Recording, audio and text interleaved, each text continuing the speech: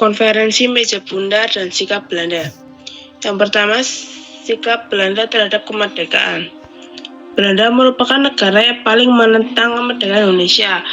Belanda masih menganggap Indonesia sebagai wilayah jajahannya yang harus dipertahankan dengan segala cara. Belanda tidak mau mengakui proklamasi kemerdekaan Indonesia dan berusaha untuk mengembalikan kekuasaannya di Indonesia dengan melakukan agensi militer sebanyak 2 kali, yaitu pada tahun 1947 dan 1948. Belanda juga mencoba untuk memecah belah bangsa Indonesia dengan membentuk negara-negara boneka seperti negara Pasundan, negara Jawa Timur, negara Sumatera Timur, dan Republik Maluku Selatan. Belanda juga menolak untuk melakukan perundingan yang diadakan oleh PBB untuk menyelesaikan konflik dengan Indonesia. Belanda baru mau mengakui kemerdekaan Indonesia secara de facto pada tanggal 27 Desember 1949 setelah menandatangani perjanjian Romloyen dan konferensi Meja Bundar. Namun Belanda masih belum mau melepas Irian Barat, Papua dari cengkramannya. Belanda baru mau menyerahkan Irian Barat pada Indonesia pada tahun 1963 setelah mendapat tekanan dari dunia internasional. Yang kedua, Konferensi Meja Bundar. Konferensi Meja Bundar adalah sebuah pertemuan antara pemerintahan Republik Indonesia dan Belanda yang dilakukan di Den Haag, Belanda, dari 23 Agustus sampai 2 November 1949. Latar belakang terbentuknya Konferensi Meja Bundar adalah agensi militer 2 Belanda terhadap Indonesia, penangkapan beberapa pemimpin Republik Indonesia, serta hasil dari kesepakatan perundingan Romloyen. Tokoh-tokoh Konferensi Meja Bundar ada Muhammad Rom, Johannes Leimana, Ali Sastroamidjojo, Suyono Hadinoto, Sumitro Jojo Hadikusumo, Abdul Karim Prigodikdo. Kemudian tujuan Konferensi Meja Bundar. Tujuan dari Konferensi Meja Bundar adalah untuk menyelesaikan sengketa antara Indonesia dan Belanda sekaligus memperoleh pengakuan kedaulatan Indonesia yang merdeka dan berdaulat. Dampak positif Konferensi Meja Bundar bagi Indonesia. Yang pertama, diakui kedaulatan Indonesia oleh Belanda. Alasan Belanda mengakui kedaulatan Indonesia dalam bentuk federasi karena dilakukan perjanjian Konferensi Meja Bundar, sehingga status Indonesia menjadi Republik Indonesia Serikat. Yang kedua, berhentinya peperangan dan konflik senjata antar Belanda dan Indonesia. Dengan KMB, maka pemerintah Belanda menghentikan serangan militernya yang sebelumnya telah terjadi beberapa kali dalam bentuk agensi militer dan bahkan berhasil menduduki kota besar di Indonesia seperti Jakarta dan Yogyakarta. Meskipun demikian, pada perjanjian ini demi mendapat pengakuan kemerdekaan. Dampak negatif Konferensi Meja Bundar bagi Indonesia. Yang pertama, Indonesia harus menerima bentuk negara serikat. Setelah perjanjian KMB, Indonesia resmi menjadi Republik Indonesia Serikat. Hal tersebut dilakukan agar Indonesia mendapat pengakuan kedaulatan dari dunia internasional. Yang kedua, Indonesia harus mengakui dan membayar hutang-hutang Belanda. Indonesia wajib mengganti rugi dana yang sudah dikeluarkan Belanda untuk agensi selama masa revolusi fisik mulai 1945 hingga 1949. Jumlah yang wajib dilunasi adalah 4,5 miliar gulden. Hutang itu kemudian dijadikan imbalan agar Indonesia dapat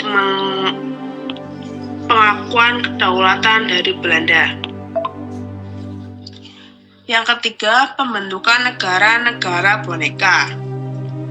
Negara boneka adalah negara yang secara resmi merdeka dan diakui kedaulatannya, namun secara de facto berada di bawah kontrol negara lainnya.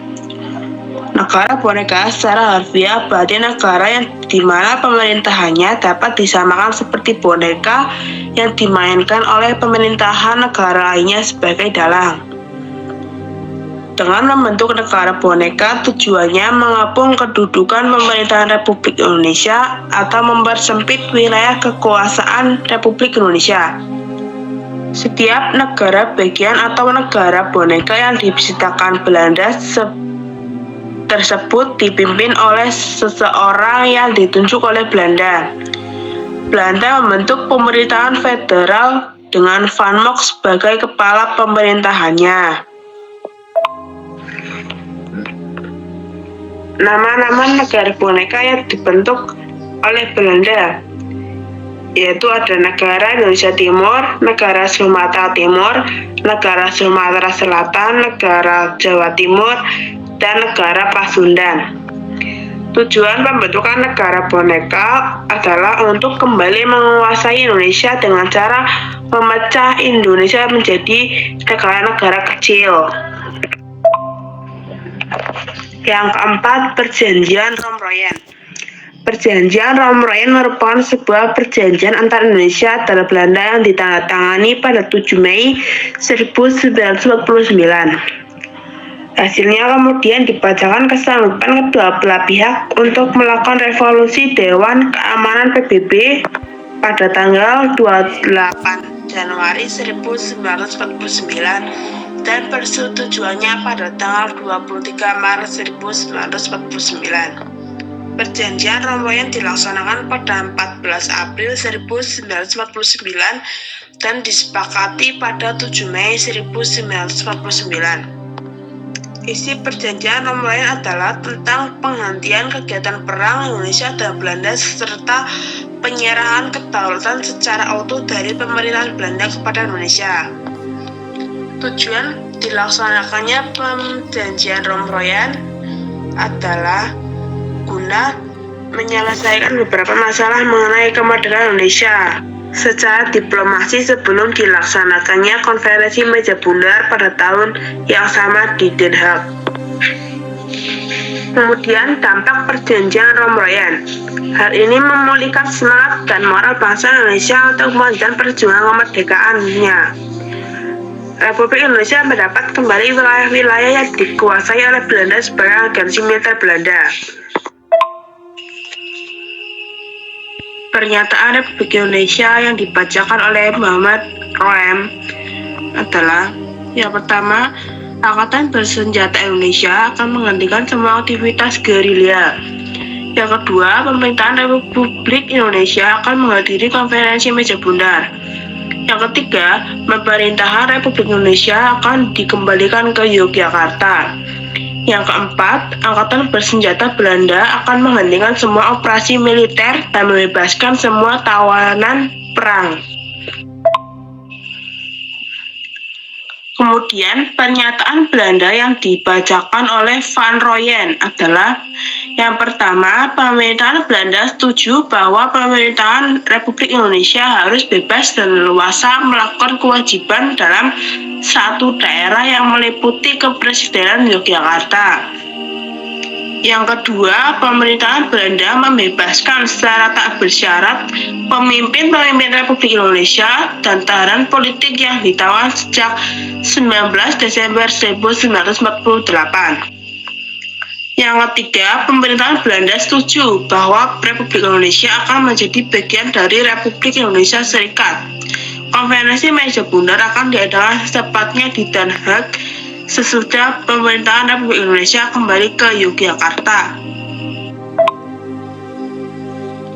Yang kelima, Konferensi Inter-Indonesia. Konferensi Inter-Indonesia merupakan konferensi yang berlangsung antara negara Republik Indonesia dengan negara-negara boneka atau negara bagian bentukan Belanda yang tergabung dalam BFO.